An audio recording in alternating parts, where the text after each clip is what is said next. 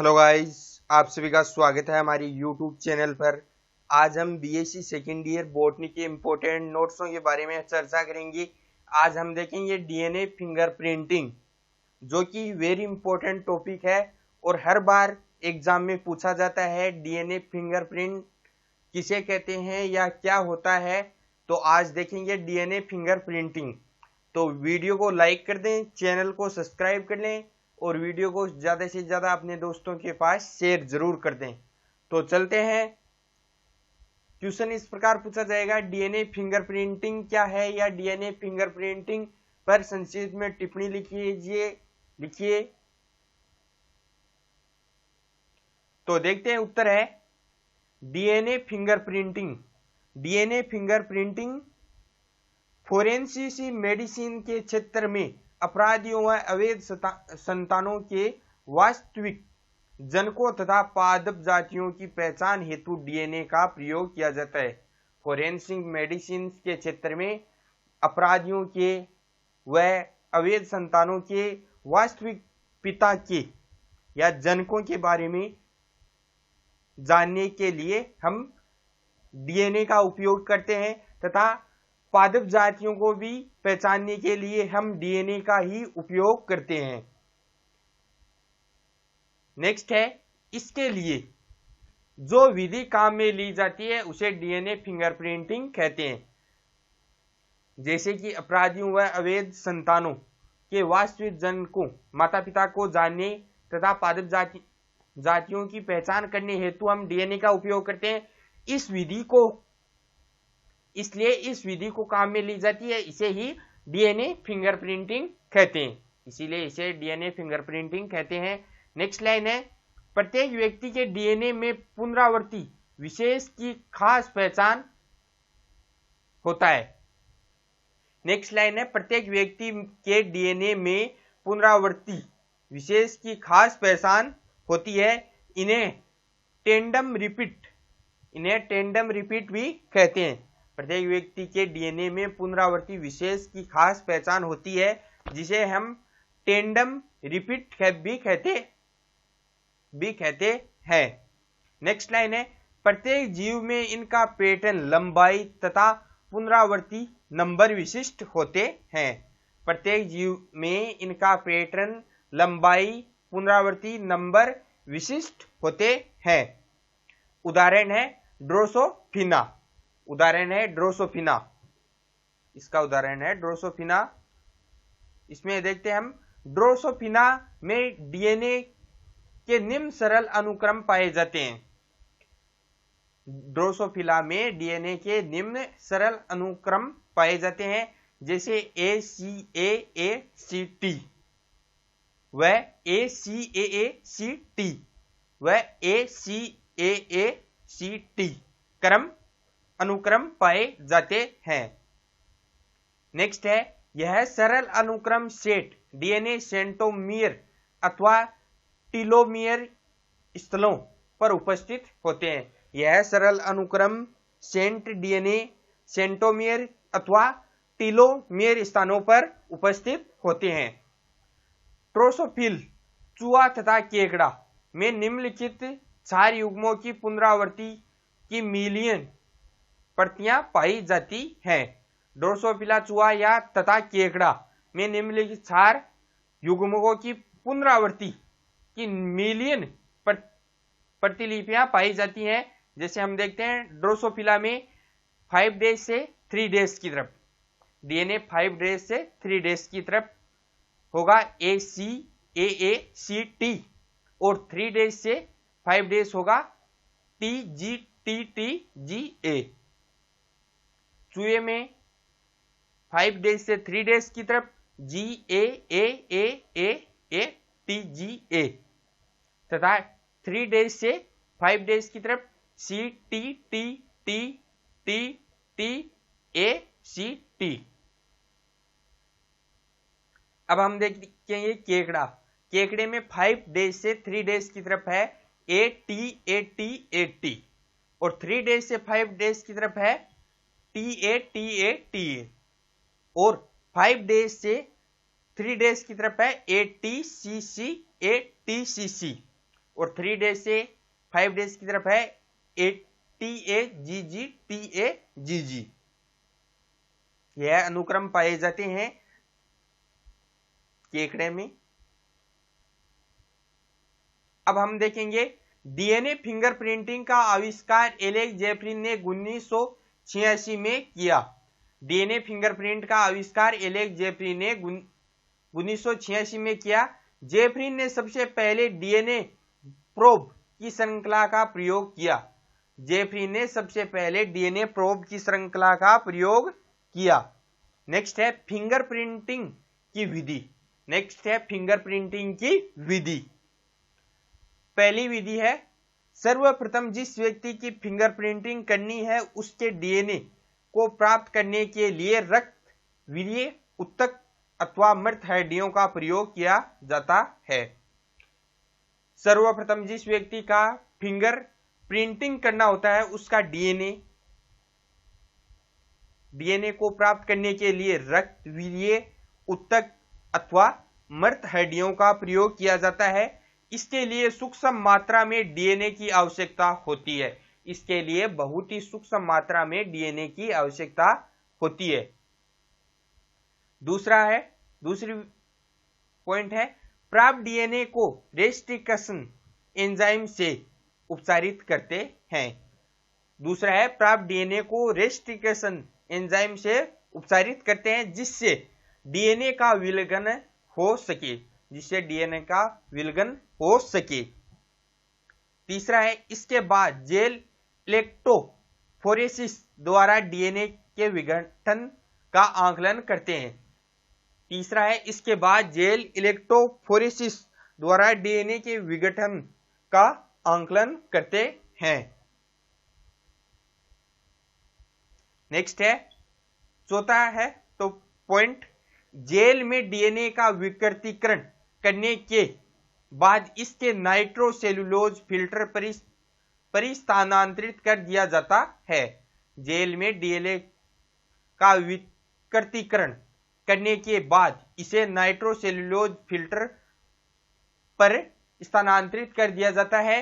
पांचवा पॉइंट है फिल्टर स्थानांतरित करने के बाद फिल्टर को 80 डिग्री सेल्सियस तक गर्म किया जाता है।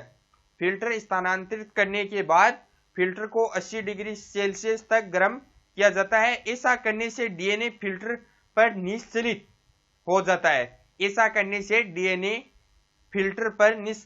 हो जाता है। छठा है डीएनए को निश्चलित डीएनए को रेडियो चिन्हित अन्वेषी से संकरण करते हैं। फिल्टर को निश्चलित डीएनए को रेडियो चिन्हित अन्वेषी से संकरण करते हैं।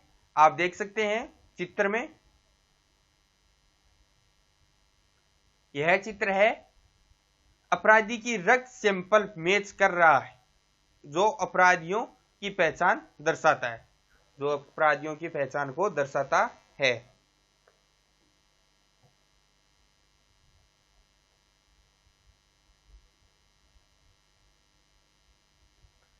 सातवां पॉइंट है मुक्त अन्वेषी प्रोब में पृथक कर लिया जाता है तथा संकृत स्थलों को ओटेरेडियोग्राफी द्वारा चिन्हित कर लिया जाता है।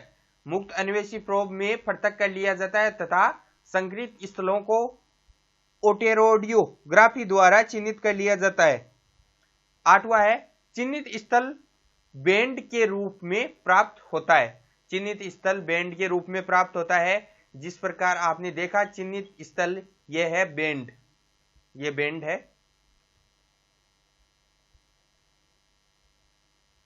नौवां है विभिन्न प्रकार के जो बैंड प्राप्त होते हैं इन्हें ही फिंगर कहा जाता है। विभिन्न प्रकार के जो बैंड प्राप्त होते हैं इन्हें ही फिंगर कहा जाता है। 10वां है प्रत्येक व्यक्ति के यह फिंगर प्रिंटिंग के आधार पर उस व्यक्ति की पहचान की जा सकती है। यह तकनीकी एकदम विश्वसनीय है क्योंकि किसी भी व्यक्ति की फिंगर प्रिंटिंग दूसरे से मेल नहीं खाती है।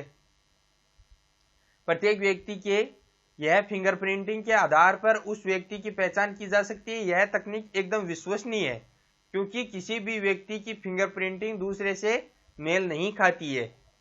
एक व्यक्ति के फिंगरप्रिंट दूसरे व्यक्ति से नहीं मिल पाते हैं। यह चित्र है डीएनए बैंड द्वारा संतानों के जनकों का सत्यापन करना। यह ए है और यह बी है। इसमें यह बॉन्ड बैंड है।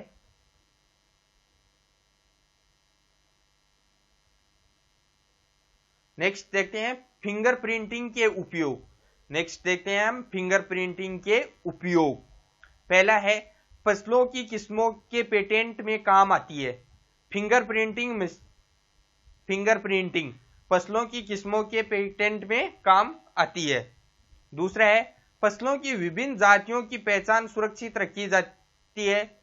इससे फसलों की विभिन्न जातियों की पहचान सुरक्षित रखी जाती है। तीसरा है फोरेंसिक औषधि में फिंगरप्रिंट कारगर सिद्ध हुई है।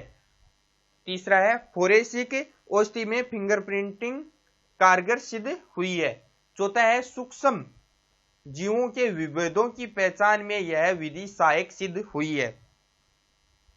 चौथा उपयोग है सूक्ष्म जीवों के विभेदों की पहचान में यह विधि सहायक सिद्ध हुई है। पांचवा है अपराध जगत में अपराधियों की पहचान के लिए फिंगर ही एकमात्र तकनीक है जिसका उपयोग पहचान करने के लिए हो रहा है। इसके लिए सैंपल संपूर्ण भारत से प्राप्त कर हैदराबाद भेजे जाते हैं। अब यह तकनीक अन्य शहरों में भी उपलब्ध है।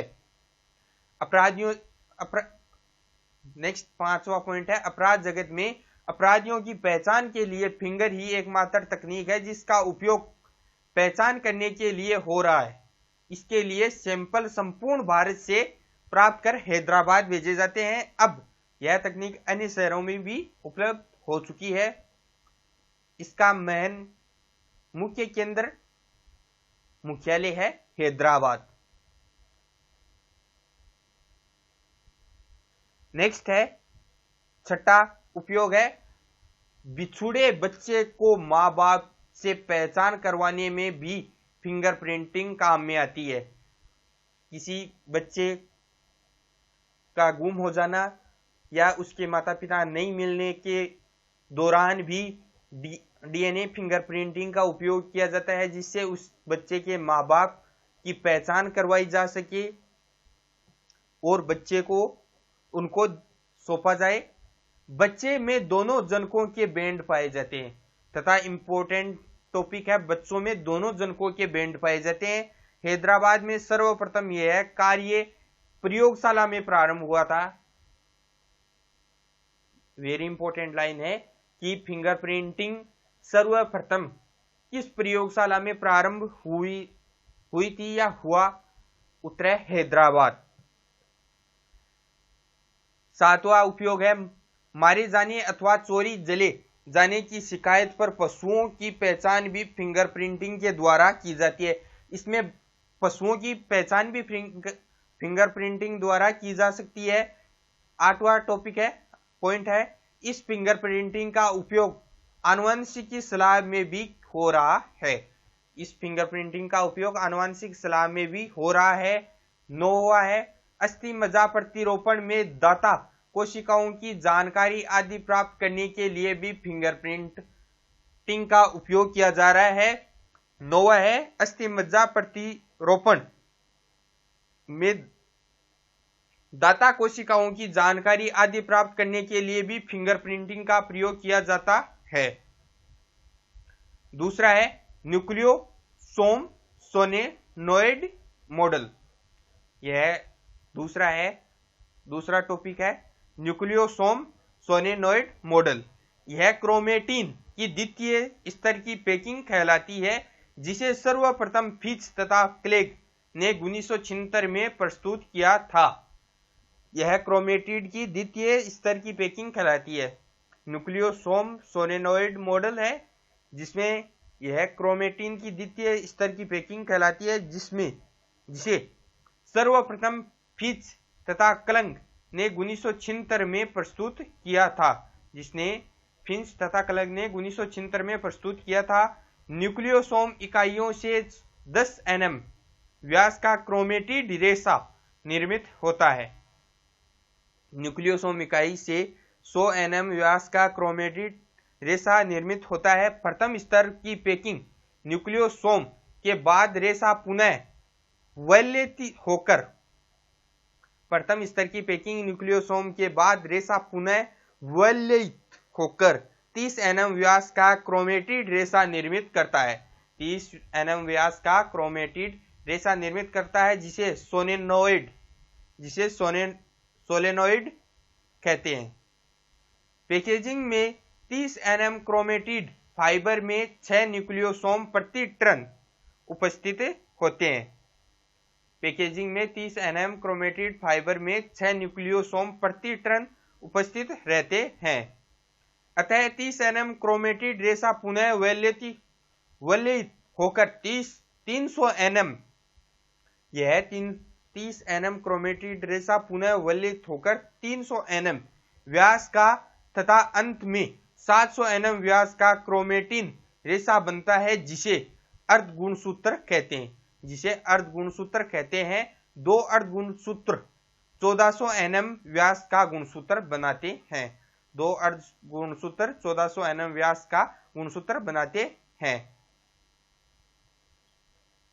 जिसका आप डायग्राम देख सकते हैं।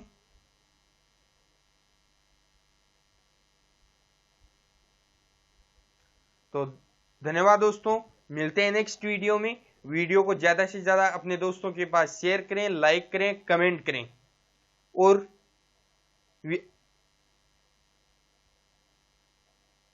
और अधिक नोट्सों के वीडियो देखने के लिए हमारी यूट्यूब चैनल को ज्वाइन करें या सब्सक्राइब करें और चैनल पर जाकर और वीडियो देखें और अपना प्यार ऐसे ही बनाए रखें हमारे साथ। धन्यवाद दोस्तों, मिलते हैं नेक्स्ट वीडियो में।